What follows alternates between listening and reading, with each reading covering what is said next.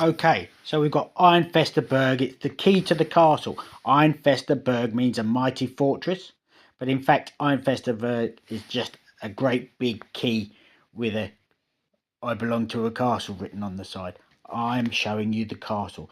The castle was built by Cardinal Newman, but we get there because of Elgar, and we also get there because I really didn't trust the pencil markings of Major General Gordon. I saw them as a big major clue. I thought they were the last words of a dying man who wanted this to be checked out.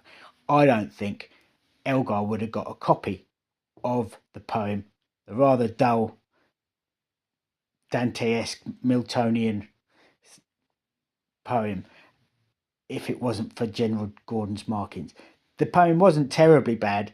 It was just, and it actually has some really good bits in it, but is generally kind of not what even the Victorians wanted. They criticised it. They really didn't like it much. It was very cheesy and referring back to old theological ideas they didn't like.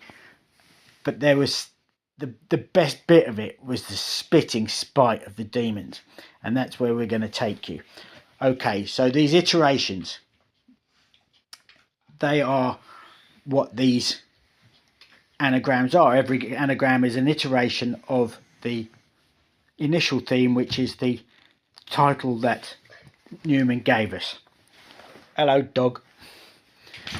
So, very soon after I started doing this in 2026, I came up with this, the Dog Star Uniform EE. I immediately locked onto this like a jet fighter locks onto another jet fighter. You know, I thought, as far as I'm concerned, I'd come up with this dog idea. I understood that Charles George Gordon was the dog of his day. He was, you know, you talk about the Shakespearean let slip the dogs of war. He was that guy. He was the James Bond of that period in Victorian times. And Alpha Canis Major was the name of the dog star, Sirius, and Alpha Canis Minor is the constellation which sits behind it, which is visible. The Victorians thought there was going to be three, but it turned out the third one was an aberration in their telescopes, and even they worked that out. There was two.